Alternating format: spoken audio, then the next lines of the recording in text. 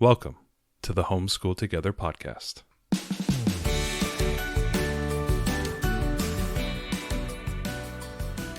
Where one working mom and a stay-at-home dad help you navigate the nuts and bolts of the growing and dynamic world of homeschooling. With a focus on early learners, like me. All the ins and outs of building and maintaining your homeschool life. Homeschool. Find out tips and tricks to make things like this easier. I'm reading. And ultimately, enjoy educating your kids. And what's that last thing? Have fun together. Did I do good, Daddy? Yeah, you did, sweetie. Good job. Hello and welcome to Homeschool Together. She's Ariel, and according to an unbiased review by a 3-year-old, I'm the greatest daddy of all time. She is to be believed in all things. Yes, and all it takes is a Costco smoothie to make her happy. as the father of 3 in front of me learned the super secret, top secret That's method right. of winning the affection of your child. I told him he wasn't withholding his love enough. You got to let those little things really magnify under the spotlight. Thank you guys so much for joining us. If you have a chance, head down in the show notes, see all of our links, all of our social medias. What's more important is this is our 2nd anniversary of running the podcast, and we have done this. We have more online time than a West Coast power station. What? 100 podcasts in 1 year. Yeah. This is our 2-year anniversary episode. Yeah. Woo! I feel like I should have one of those things to blow, Like a foghorn? No, not a foghorn. A dad horn? like New Year's you celebrate. Oh yeah. Yeah, so this is 2 years. 2 years for us since we started our humble little podcast. 2 dark years. 100 episodes this last year. Yeah, we put out the content this and year. We brought the heat. 50,000 downloads of this podcast in the last calendar year, which is really exciting for us. exciting. We've grown a lot from our first year. We started this during the pandemic when we felt we needed a hobby. Everybody else was getting dogs. We already had a dog, so we got a podcast. That's right. We went to our local podcast, rescue shelter. We walked in, and there were so many podcast ideas sitting on the shelf. And we said, This is a very long homeschooling dad thing? joke. We don't know anything about this. It was one of those things where so many people were trying to suddenly shift to homeschooling in such a short period of time. And I ended up spending hours a night online helping other families on Facebook. And you were on the stay-at-home dad group of Reddit. And we were spending all of our time trying to calm people down and about the prospect of homeschooling and help them by giving them some just easy first step encouragement. So we started this podcast, and originally it was just going to be, we wanted to take people through the basics, and we didn't know exactly how long it was going to last. And then I think this is true for me anyway. I didn't really expect this. I know you've wanted to do a podcast for a really long time, but I have. Now you have. I really fell in love with this and with doing this with you as something that we do together. Yes, we do. And the number of people. See, we sometimes batch record, and we haven't been in the podcast studio here. I know in we 2 haven't weeks. been. It was a little challenging because I had COVIDs. Yeah, I had a bad cough with COVID, People who and I followed couldn't get rid of it. YouTube saw our final around the world video was a sad solo dad adventure to the Antarctic. Literally, we were setting up together, and I was coughing through the entire setup of the video equipment. Be able to do this. He's like, "I'm not sure you're gonna make it." I had to go to the living room, me and my bag of Ricolas, and just it was bad. So we haven't been in our studio, our home office, in a little while to record. But yeah, we fell in love with this and doing this, and we just wanted to take today's episode and look back on the last year, and we got some updates from some of the families we interviewed kind of early during this podcast year, and so it's been a little while since we've heard from them and then what they're doing. Recap a couple of our favorite episodes. Yeah. This is a fluff episode for us. We just wanted to look back and talk about some of our favorite episodes. Fluff. It's like the marshmallow fluff. It's like the can of fluff. I think that it's you want to good. sit down and watch. Some show on Netflix. This isn't a concise episode. Yeah. But we're going to have a lot of links. These are our favorite episodes. And I think for those of you who have just started listening to the podcast, and you're newer homeschoolers. Heaven help them that this is their first episode. Yeah, you might have a lot to catch up on. But we're going to list some of our favorite episodes we've done this year. And I think some of those are going to be super helpful to those of you who are new. So, and for those of you who've been listening to everything and you've heard all these interviews, hopefully you enjoy this update from some wonderful families. We've loved everyone we've interviewed, and reminder to everyone out there that we would love to hear from you if you're willing at all to talk to us and be interviewed about your. Bite. Yeah, we don't bite, not anymore. And we learned our lesson. Yeah. You're willing to talk about your family. It's very relaxed, and we just love to hear from families because ultimately every homeschool family does things differently. And so when others hear your story, even if you think like, oh, I don't have anything interesting to talk about in my homeschool and it's half chaos half the time, like that's okay.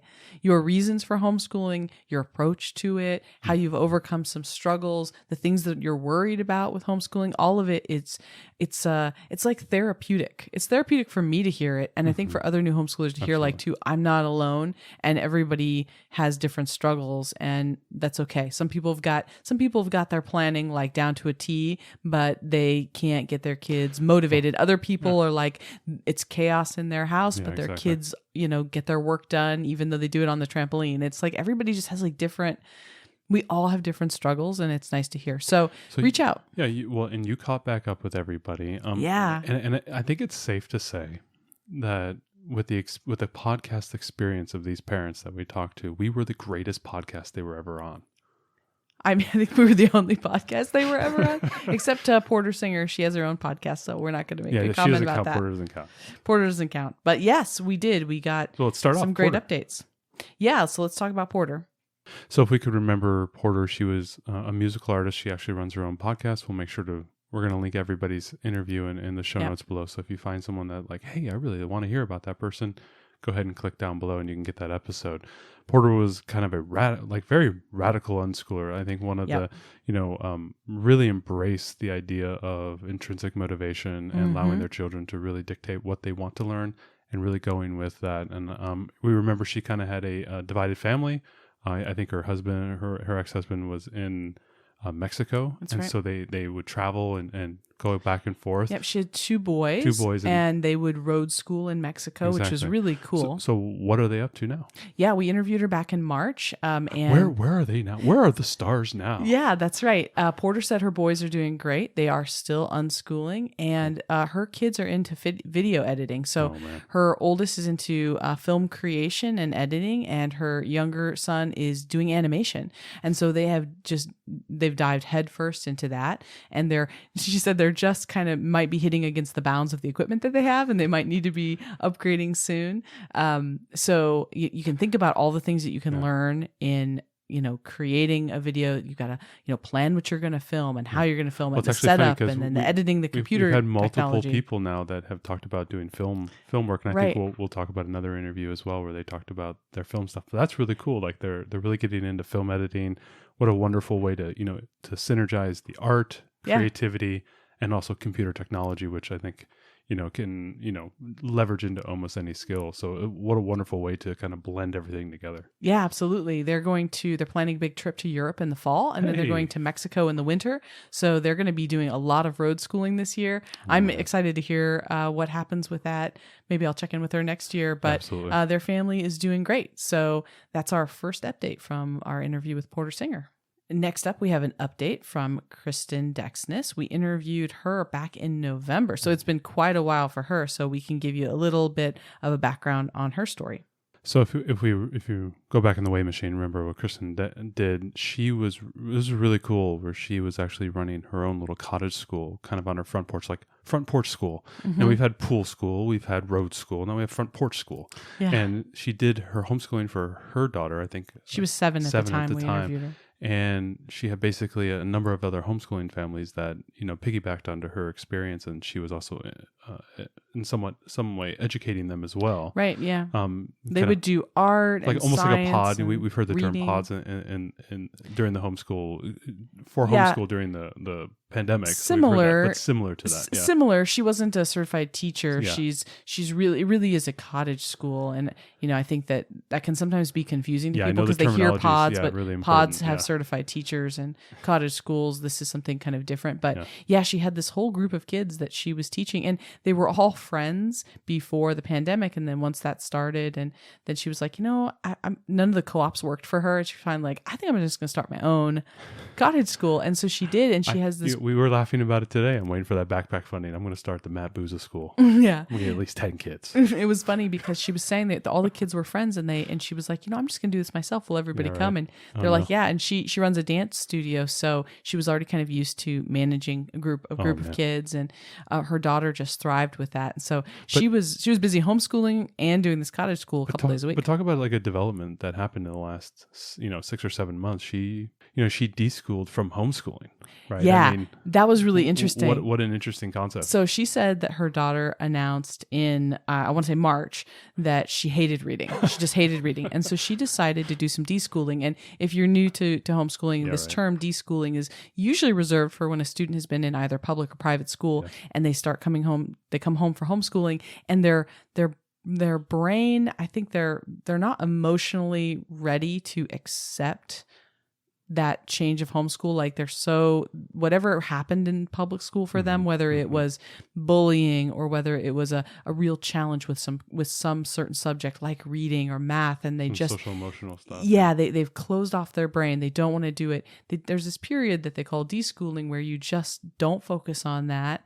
You give them a break. Yeah. You let them relax and calm down. And then when you pick that back up, you pick it back up in such a way that it's not re-triggering whatever trauma or frustration, whatever that was, that you try to give them a chance to kind of heal from that, and then you can start fresh. And so she did this, though she's a homeschooler, and I've actually never heard of this before, and I thought it was really cool. Well, we kind of, the way you describe it is, we kind of did this with our own reading curriculum, where we kind of stepped back and said, okay, we're just going to do light reviews with our daughter this spring to do reading, but not totally step away. Right. And I think total deschooling is like, just, we're just going to stop. Take a break, yeah. We're just going to stop. And she said since they did the deschooling, her daughter has read a bunch of chapter books on her own. Wow. She's voiced interest in starting the spelling curriculum again. She's learning to type along with some other stuff. So deschooling totally worked for her family. So I think that's really an interesting thing. I never thought of deschooling as something that we could do as homeschoolers outside of pulling a kid out of a traditional school setting. So I think that was a really great. She's still running her cottage school. She's getting new curriculum ready for the fall. So like she's doing great. She's going gangbusters. Talk about that. Like, we tend to have that fear of taking a step back or 2 steps back, and we feel we're going to lose ground, but maybe taking a step back could be 2 or 3 steps forward. And this was a great example of that. Yeah, you're totally right. So our next interview was Lindsay Middlemiss, and she's actually a local person right down the road from us. Back in January. Right? It was a long time. She's a homeschooler of a boy and a girl, I think. Yeah, I think so. Kind of like middle elementary, upper elementary level, and she's really into books. I remember that was like a big thing for her. Yeah, really reading a lot of books. They they practice unschooling as well. Unschooling, but I think since then you've said that they've made a lot of gains here, where they're starting to, get out of the pandemic, get back out into, kind of a co-op. I believe they're going to be doing some writing classes. Right. It's really, she said there's some great stuff going on for them. So their 11-year-old is signed up for a 1-day-a-week writing class, which was a huge step. Awesome. She said that 4.5 years ago when they left, her child left school, they were like, I'm never going to write again. I hate it. Well, now seems reasonable. Yeah. And now they're signing up for a full day class, which is great. And then both of her kids are going to be doing a full day of classes at a co-op in the fall as well. So they've got a couple of things going on. I'm so glad to hear people getting back out into their kind of social circles. Finding their community, right? Finding their tribe. That's great. And then her oldest child has actually started doing a work share at the stables they've been having horsemanship classes I'm interested in that. I know. I was asking her more about that. We were talking about this with our daughter. We're already starting to prep, when is this child going to start working? Well, we were just talking about how do you continue to challenge them, and how do you give them more varied experience than they could get in school, especially as they get older. For the big thing for us is the responsibility, right? With every, time they want to kind of blossom and be their own person, you want to give them a little bit of responsibility on the back end of that, right? So that they can start to feel like they're they get freedom, but they also have more responsibility, become, an adult and a normal person. Yeah, Right? and give them these cool experiences. Exactly. So she said that these workshare classes are, in exchange for the horsemanship, or workshare at the stables is in exchange for the horsemanship classes.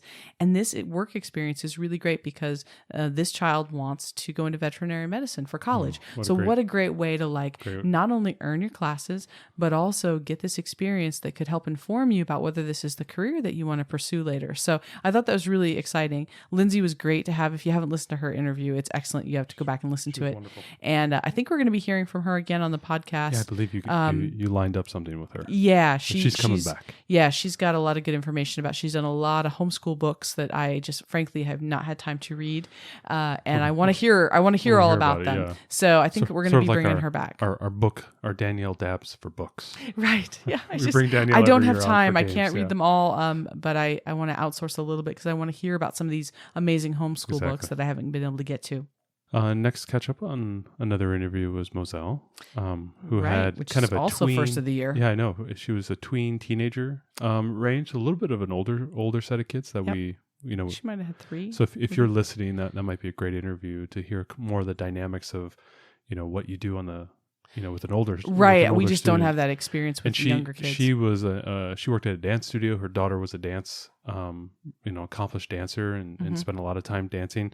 I believe her son now has chosen to go to high school. Yep. So I think for her younger kiddos, they're still doing the parent partnership program with Port Gardner, and then her older son, oldest decided that he wanted to try going to regular high school. So, and she said, homeschooling will always be here for you if you don't like that. So they're going to give that a try. So I think it's interesting too to see, that's a family that's now going to be split. You're going to have some folks who are still homeschooling and another who's going to public school. And there's a lot of families like that, who, it's great that they have the option to choose what works for everybody, Right. And she was really open about, this will always be here for you if this is what you want to go back to. Absolutely.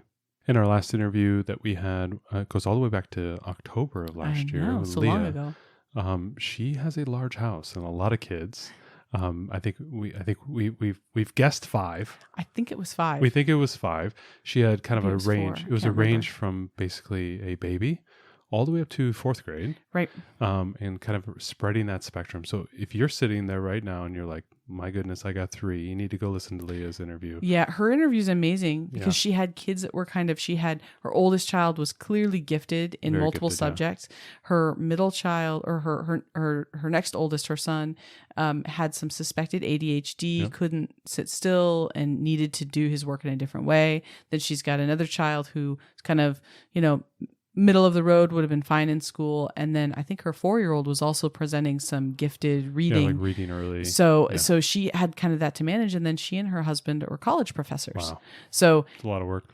If you want to hear a show about organization and planning and finding, figuring out how to make it work with that many kids, as long as, a complex schedule isn't going to stress you out, this is a really great episode to listen to because she had a fantastic schedule. So let's get the update on the gifted 4th grader who's now 5th grade, who's now in college. Right. Yeah. So her 5th grader is going to be taking 2 high school level classes this fall for math and science, and she's doing intermediate algebra and biology at the community college. What? So I asked her a little bit more about the community college. She said, it can look a lot of ways. In their case, there's an underage waiver for placement and a placement test. Wow. So after she did that, she was all good to go. So that's the school where she teaches. So I think that's why that kind of worked out. But I thought that was really interesting. You've got a 5th grader who's taking community college classes. And I was asking her, there's an upper bound on that.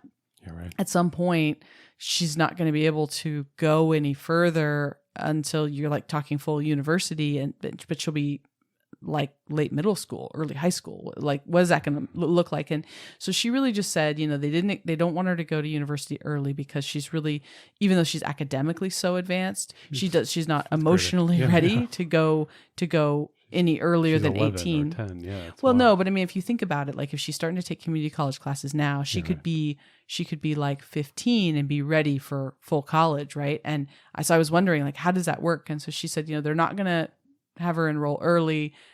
physically. But she could take some correspondence calculus classes. Right. So and she's stuff like that. gonna do some. They've got a very strong community college system there. I think she's in Colorado. They've got a lot of degree granting programs. So she's planning that she's going to get her bachelor's in biology. And do an art program at the community college before graduating high school. So at this point, if she takes these classes and keeps up with them, That's amazing. she will actually have a bachelor's from that community college. It's like a community college on the verge of becoming a full collge. We've known a couple of those that are They kind of they offer so much that spring into full exactly. college status. Yeah. And since she works there, I think that's easier. I think she probably feels more comfortable about her daughter going She's there. probably there, and she probably takes her to class and stuff Right. like that. Yeah. And then so once she would be 18, then she would go and pursue a second degree. She's looking at ocean science right now. So it's interesting, I kind of, when I first listened to her interview. Is she going for ocean engineering? No. Does she need a mentor? Oh my gosh. Wink, wink. Yeah. Ariel. So How do you engineer the ocean? oh boy. How many times did you get that dad joke? Yeah, that was silly. But so it's interesting because when you first hear her interview, you think like, oh man, boy, that's easy. You've got a kid who's, in first or second grade and doing all this advanced math and reading. It's like, oh man, and works independently. Her daughter doesn't really like, she's very academic. She wants to work. She wants to do her math every day and she doesn't have to be pushed. It's like, wow, that's great. But then there's the flip side of the coin is that runway runs out at some point. And then are you ready for them to, they need to continue to be academically challenged, but they're not emotionally mature enough to do the other parts of it. So that really presents a challenge. It can be very challenging for somebody who, like, all of a sudden you have to teach calculus and like that's not your jam, right? You're going to have to outsource that work. Like we talked about this as a joke. Yeah. I said I could probably take her through undergrad math and physics and maybe some chemistry, but like I don't think I could go much beyond that. Well, right. And thankfully we're STEM people. If because you that was my track. Yeah. If I had an art degree, I would not be able to do that maybe. No,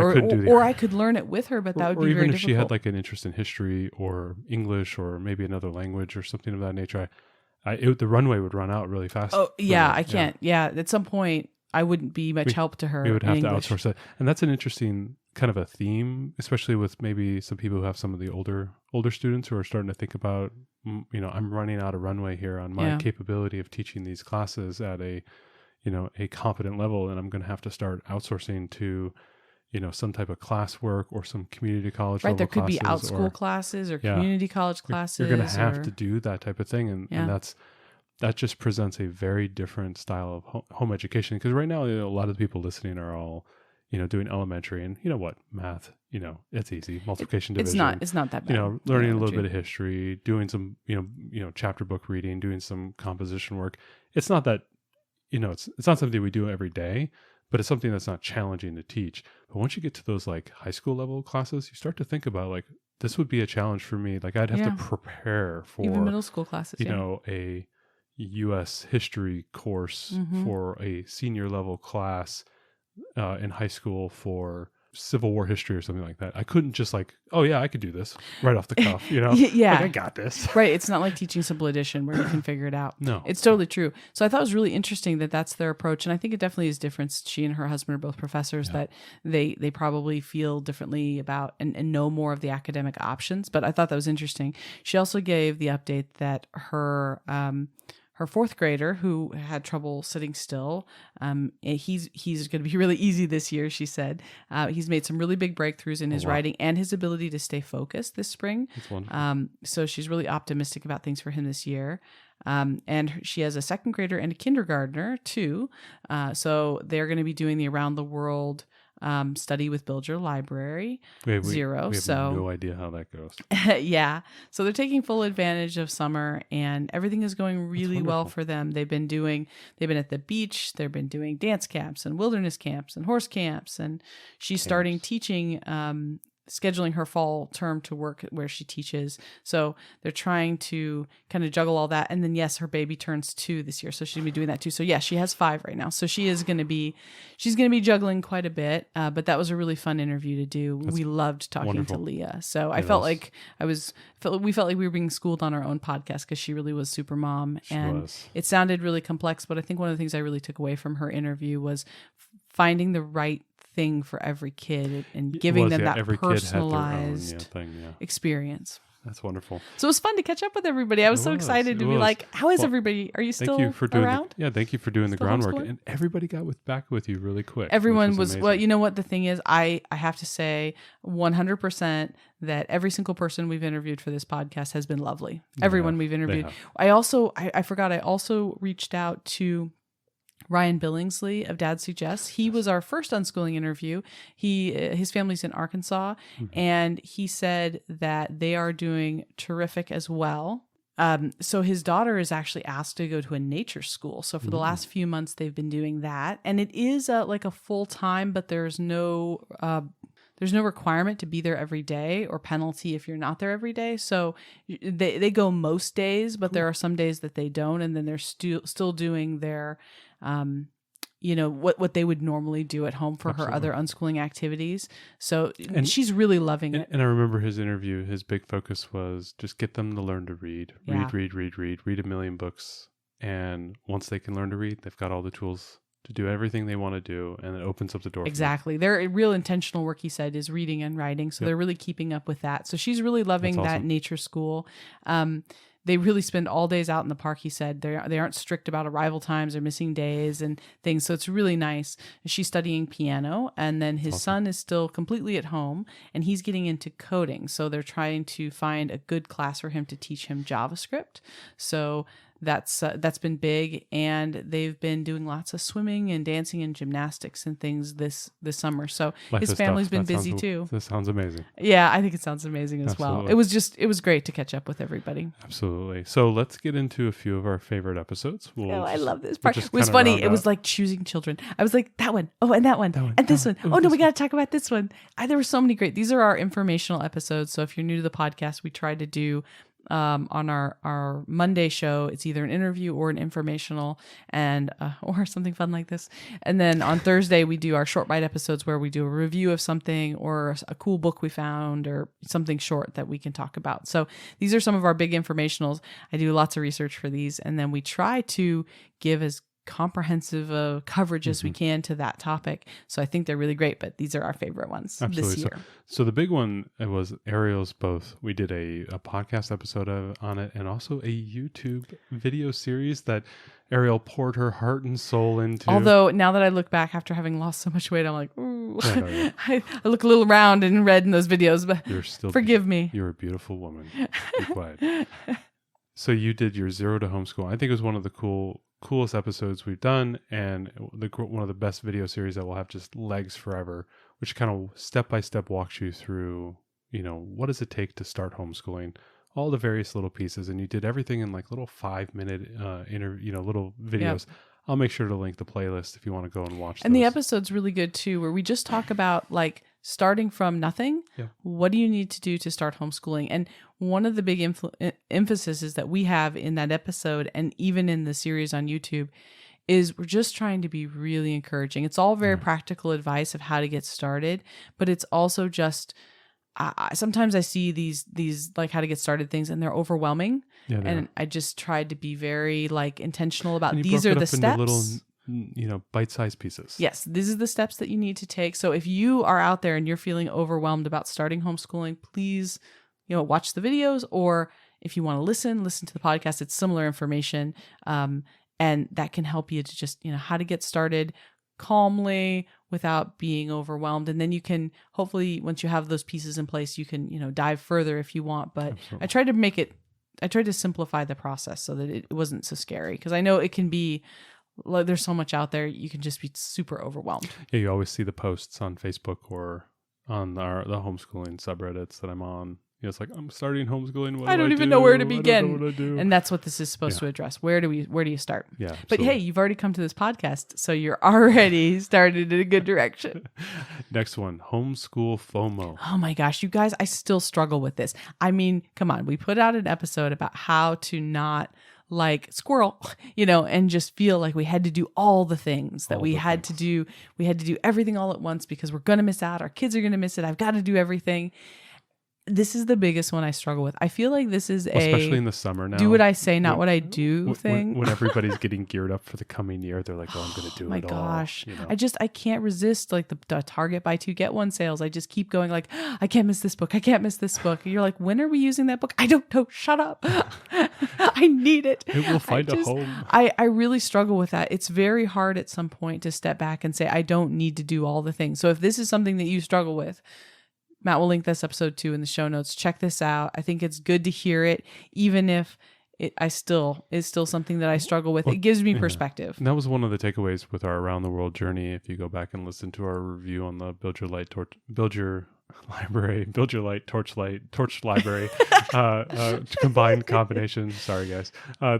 And that was one of the things we talked about. Where we went through the curriculum, we found things just didn't work, and we just removed them. And at first I wanted to do everything. I was like, we have to do it. I don't want to miss any part of it. And some activities just didn't resonate, so we just didn't do them. And or we didn't have time, and I was like, I'm not going to beat myself up about this. I think we've become a little bit more loose in this last year. Just saying, okay, what works best for our student? Yeah, and really gravitate in that direction. Try new things periodically, but really just kind of focus on what works best for them and not overload them. I know that's been a big thing that I've tried, even though we've done 1, 2, 3, 4 math curriculums in the last year, completed them all. But, I don't feel like I'm overwhelming them. I'm moving at her speed, and I don't feel like I'm missing out anything, right? I'm missing out anything, or I feel like, I got to do this thing. Especially right now when I'm going through Right Start Math, there was a lot of overlap with the Math Mammoth. I'm seeing sections. I'm like, she knows inequalities. I instead of doing this whole section, I'm just going to give her randomly 3 inequality questions, and she gets them 100% correct. I move on. She remembers it. She knows what to do. I'm not going to worry about missing out on anything. So really just like embracing the knowledge, moving through your materials. Don't feel like you're missing out on things. Don't try to grab too many things and put them back in. I found at like one point of the year, our morning basket was too much. I had like 7 books that she was working on, and we were moving through all of them very slowly. And I'm like, whoa, what am I doing here? This is kind of crazy. Why am I doing this? So I pared it down, had her only work on 1 or 2 at a time. We moved through that one, boom, we pulled in a new one. And once I got the whole basket cleared out, I'm only putting 1 or 2 books in there. And I think that's the right thing to do. Yeah, I think we got a little bit into that. And, everybody gets that way sometimes. And sometimes you need to step back and just realize you're not missing out on anything. We're moving at a great pace. Yeah. She's doing a great job. It's hard. Yeah. You're always afraid that you want to give your kids everything, exactly. and you want to give them the world. And it's hard to stop yourself at some point and not overwhelm yourself and them. We did a 3-part episode on scheduling. Oh, this is so good, you guys. So each episode focuses on a different scale. So there's a scheduling, a weekly scheduling, monthly, and yearly. Yep. And so it talks about, and what I like about these episodes is I tried to go through the different ways you could plan it, give you ideas of like, okay, if you want to do planning by block here, or if you want to plan your year to start this date, and this is how this could work. It gives you lots of different ideas that you could try on for size. So if you're a new homeschooler and you're not sure how you're going to plan this year, how you're going to plan each month of what you're going to do, and how your daily schedule is going to go. I think that's actually what it was. It was daily, weekly, yearly. Okay, yeah. It wasn't weekly, monthly. It's been a while. Anyways, point being, there are different scales of how to schedule. And different methods. Each of them give you different methods. Yeah. And so you can just listen to those, try something on for size, see what might work for you, and be like, oh, that resonates with me. Because it's funny how different types of planning work differently for different folks, different strokes for different folks. So this will give you lots of different ideas. So if you're new to homeschool and you're like, I'm not sure how to plan all this stuff, what are my options? These are good episodes to talk through the different ways. Absolutely. Kitchen classroom, that's a big thing for us. If you followed our YouTube videos on the Around the World journey with the Build Your Library Torch Light combination.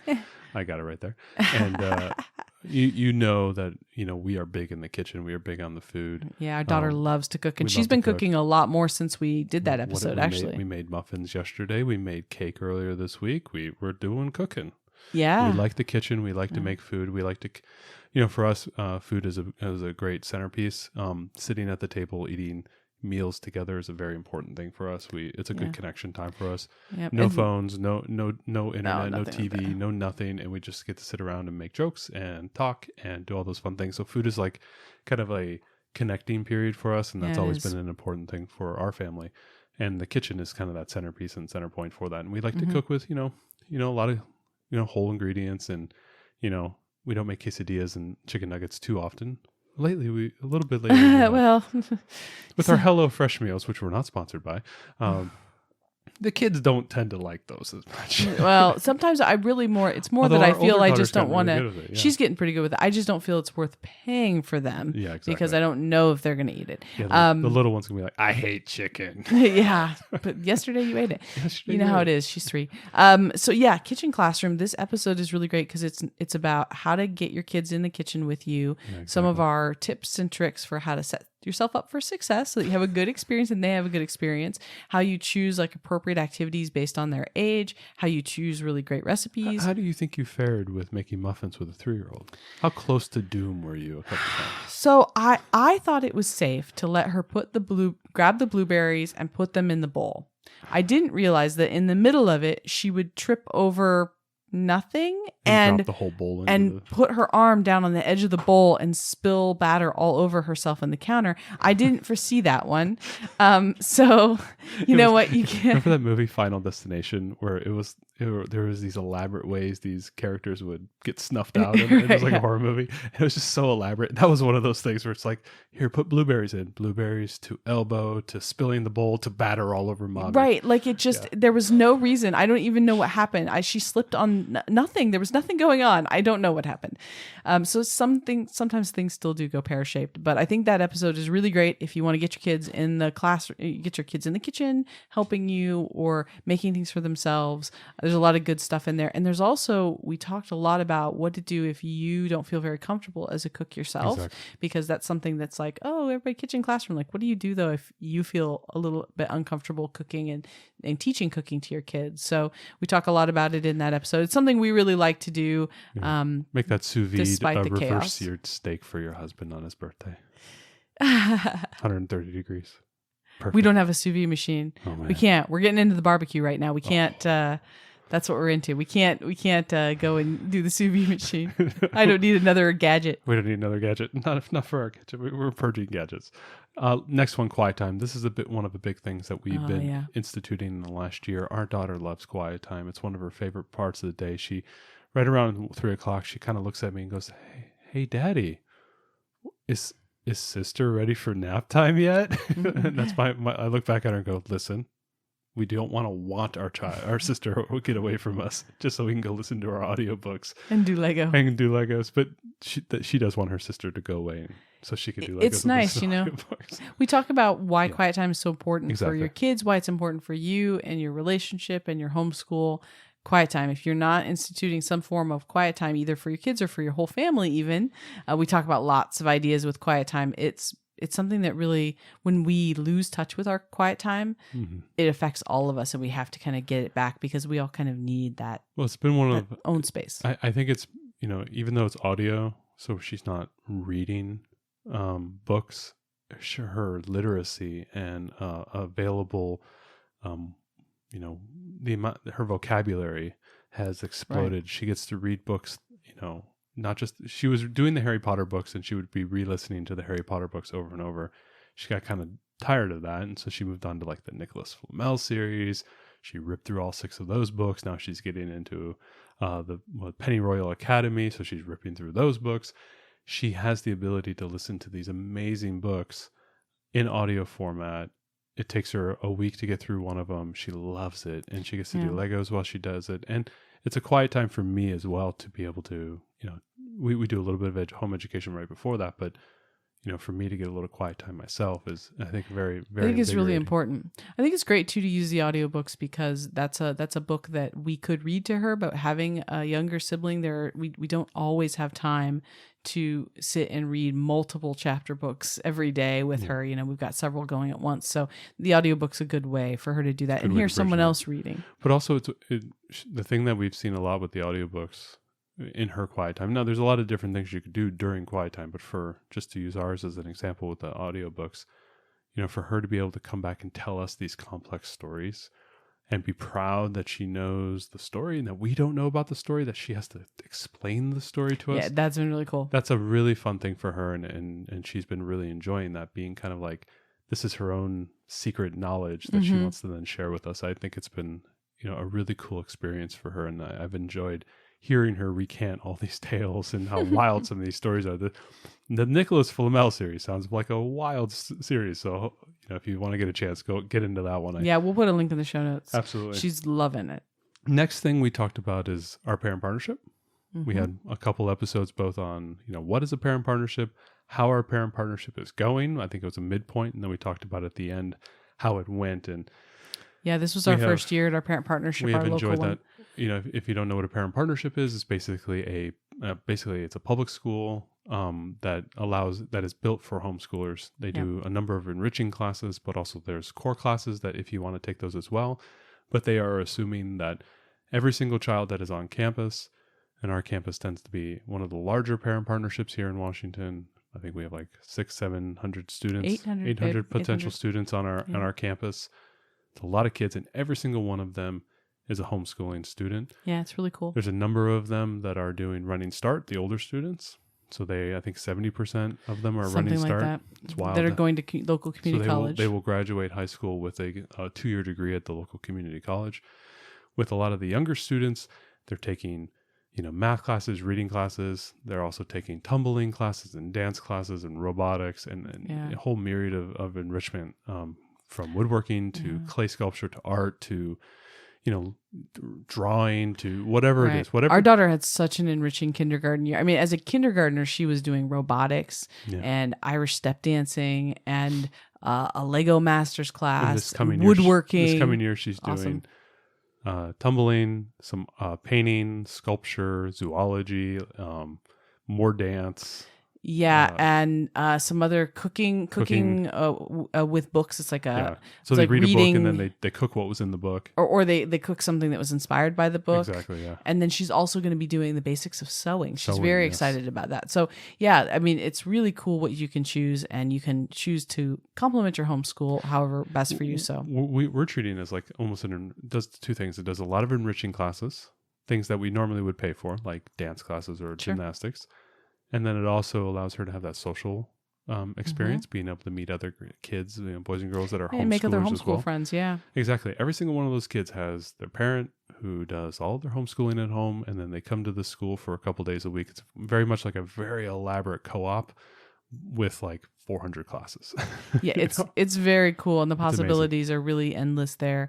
They add classes. We asked for this basics of sewing class ourselves. Actually, we because she wanted one and there wasn't one for kids her age, and they made the class, and there was enough other parents interested in it that they were able to hold the class just because we asked to have it. Yeah, we had 2 events I think at the end of the year that really drove home how I tended to go on the certain days, and I tended to be around a lot of little kids, and so I never really saw into the other rooms where there are these older students. Yeah, and there's other days that I didn't go to the campus, and there were classes happening there as well. And they did this kind of end of the year spectacular, and then they did a performance art type of end of the year presentation. The first one was like a STEM, science, engineering, math, art type of end of the year thing. It was kind of this huge bazaar, took up the 2 whole gyms, a whole kind of like center courtyard area. And there were like hundreds of kids showing presentations, poster boards. of all the work, the projects they've done that year. They did. And you just like, you have to you took a step back and go, my goodness, look at how much is going on at this school. It's this amazing. is incredible. There's hundreds of kids here showing off what they've done for the year. It's amazing. And then we did the performance arts one where we saw the ballet and tap and the Irish step dance and the music and the fiddle class. Cool. And it's just, and you're seeing these like 100 students, and then in the stands you turn around and you go, there's 1,000 people here watching these kids give these presentations. It's like, my goodness, this school is huge. It's like, you just don't appreciate it because when I'm there, I'm interacting with like the same 50 adults and the same 50 kids. You just don't realize. And it was just so amazing to see how many people were there. So, and what I loved about that whole experience was this is a K through 12 school. And so because of that, our daughter was up there doing her Irish step dance performance alongside kids who were in early high school. And those kids were so kind and took such a mentorship spirit with the younger kids and helped them. And I love to see that interaction between old and young kids and how that can really work, because usually in a normal school, your kid's only going to see the other kids that are right in their class. And even if they got with another class of older students, I just don't think you'd see that kind of kinship. But I was so impressed by the way that the older students supported the younger students. It just was so heartwarming. So we had a couple really cool kind of informationals talking a little bit more of like the psychology around homeschooling. We had both the lazy homeschooling and an episode on the naysayers. Yeah, lazy homeschooling was a really interesting one for, when you just... It kind of goes with the FOMO episode where we got to kind of say, we got to relax a little sometimes. Right. Yeah. Sometimes it was like, okay, what do we need to do when we need to take a step back and we just want to, we're sick or we got something else going on, and how can we adapt our homeschool? So that one is a really good episode. I like that. Especially with, illnesses and pandemic and just life getting in the way. And sometimes getting emotionally overwhelmed or burned out. We had an episode on being burned out in our first season, but this one was more just about like, how do we take a day where no one is feeling into this? Right? Yeah. You wake up in the morning and you're like, I don't want to do this today. Or your kids wake up and they don't want to do it. How do you take those days, which could just be lost, and turn them into something that is enriching for you and your kids, is steeped in connection together, and helps you recharge your batteries so that you're ready to go forth the next day or the next week. I mean, it may not be one day, it may be several days that you need to get out of this funk, or somebody's not feeling well, you're just not into it. These are some ideas for you to really lock in, reconnect with your kids. And it's not going to be, oh, those were wasted days because we didn't do our math curriculum. Exactly. Right? So you can feel like they were still really valuable and meaningful days. So I think that's really great. Well, and then I think the FOMO episode and the lazy, the FOMO is something that we are driving, or, we're trying to not to miss out on, learning or certain directions that our children can go, coupled with the lazy homeschooling where we're trying to say, sometimes it's okay for us to relax. Sometimes it's okay for us to have down days. And the reasons why I think a lot of times we have that kind of psychology is because we have the naysayers out there who are possibly telling us that this is maybe the wrong thing to do, and we're trying to overcompensate sometimes. We feel a lot of pressure. And so that naysayer episode, I thought, dovetailed with some of those episodes as kind of like, well, I'm feeling this pressure. How do I handle that and whatnot? Right. Like, I don't want to, if we miss a day, we miss these days, or, we don't get to this extra curriculum this year or something. I failed at homeschooling. Does that mean that my mother-in-law was right when she said that we should have never homeschooled and that we were going to ruin our kids? Is never right, and you can take that to the bank. So that episode is about how to look at it with perspective when people come to you and they're not supportive of your homeschool journey. Yeah. And this is what to do when it's a stranger, what to do when it's your family or your friends. And we gave some kind of ideas of good responses that you can kind of just canned responses that you can give if you don't want to engage people. And if you do want to engage, what are some constructive ways to engage? So if you're new to homeschooling and you're getting pushback from people around you, or you feel really flustered when somebody out in the store in the middle of the day is like, why are your kids not in school? That's a great episode to listen to because I think it gives good perspective. And my overall, too long didn't read, is the proof is in the pudding with your kids. And whatever you say or whatever, your mother-in-law chooses to believe, they will see with your kids over time that it will pan out, right? So it's one of those things that I always took solace in that, because anyone who ever didn't believe that this was the right thing for us, I was like, well, you know what? Give me a few years. You'll be eating those words is always what I thought was like, my kids, my kids will prove it. And it's funny because when we first started this, like your mom, my mother-in-law, was not super. What did I say? Still stand by it. Right.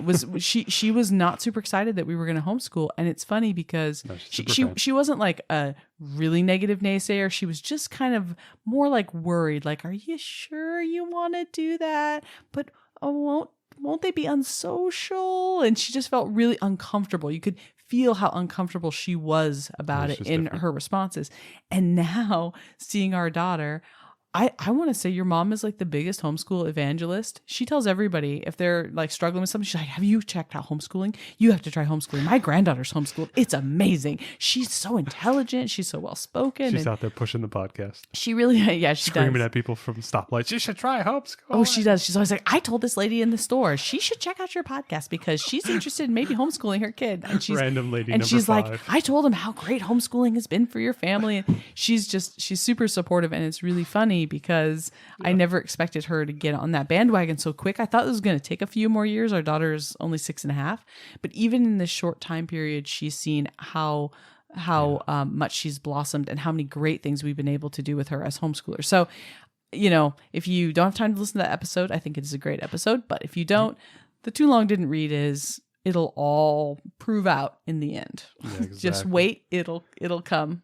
Exactly. Next one that I think one of our quote unquote big gets this year was getting to interview Maria Miller. Oh yes, the creator of Math Mammoth, and Maria was lovely. She was really nice. She was really super nice. Duper nice. Wonderful. She called us from Belize, and she was on video, and I felt like I needed a vacation when we got done because I was like, oh. She had the birds in the background. Random kid walking by behind her. But it was also sunny, well. Yeah, and she's a homeschool mom and creator of this curriculum, and she walked us through that, and we were super excited. So if you haven't chosen a math curriculum yet, you're not sure what, I would definitely listen to the interview with Maria. Yeah. And she talks a lot about teaching math and I thought her insights around the philosophy of education around math is what she said. Right. I thought it was really insightful.